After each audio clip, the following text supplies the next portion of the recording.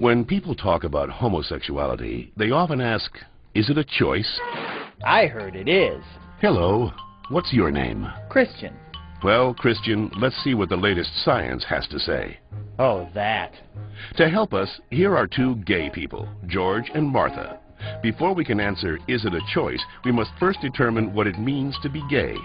How do you know you're a homosexual? The same way you know that you're straight. Since the 19th century, many theories about homosexuality have been offered that are untestable and contradictory. Male homosexuality is the result of an absent father and an overbearing mother. See ya. Stand up straight, dear.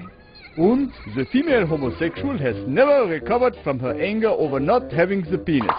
She wishes to avenge her perceived castration by taking another female as her sexual object. You're kidding me, right? Well, I've always been told that homosexuality is unnatural. Is it? In fact, homosexual relations are common in nature, including zebras, baboons, dolphins, sheep, buffalo, ducks, foxes, elephants, horses, gorillas, moose, house cats, pigs, mice, rabbits, swans, and lions, to name a few. Well, okay, but we're not animals. Human beings have free will. You don't just decide who to love. Settle down there, Martha. Christian does have a point, but let's take a look at the most recent scientific evidence. As they study sexual orientation, scientists are currently looking at three main areas: genes, hormones, and birth order. Of course, most of these studies focus only on male sexuality. Sorry, Martha. What a shock. Let's first look at studies of identical twins. Hi.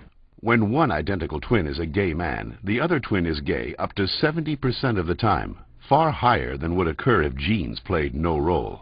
In fact, these studies show that genes play a greater role in determining sexual orientation than they do in whether or not you're right or left-handed. And we don't punish the left-handed. Well, not anymore. Let's get it! Scientists have recently noticed a striking statistical phenomenon. Studies show that having older brothers increases the odds of a boy being homosexual. Moms always baby the youngest, making them gay.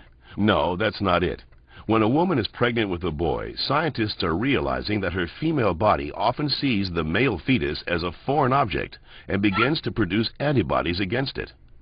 The more boys a woman has, the more adept her body becomes at feminizing the fetus, which may explain why with every successive boy, the odds that he will be gay go up significantly.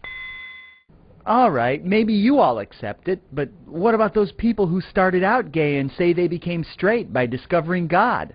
What about ex-gay ministries? Even so-called ex-gay ministries don't claim to change a person's inner sexual desires, just his or her sexual conduct. We're still gay. If these places really work, why don't they all use the same technique? Why does each ministry experiment its own way? Well, And why have so many members and leaders recanted earlier claims that they were changed? maybe these programs don't work for everyone, but what's the harm? How about the feelings of shame and guilt they instill and reinforce in their victims? Or the money, energy, and time they sap from people who have nothing wrong with them? Says you. Well, in point of fact, not just George says that, Christian. The American Medical Association, the American Psychiatric Association, the American Psychological Association, the American Psychoanalytic Association, the American Academy of Pediatrics, and the National Association of Social Workers have all stated that homosexuality should not be treated as a mental disorder, and that they oppose attempts at reparative or conversion therapy, and that sexual orientation is not a choice and cannot be changed. So that's it. I'm supposed to believe that it's not a choice just because all those doctors and scientists say so? Or you could just ask us. I do know this one girl named Heather who goes back and forth, but she's Shut up. The information in this educational cartoon is based upon studies that can be found in any university library, with the possible exception of the Bob Jones University in South Carolina.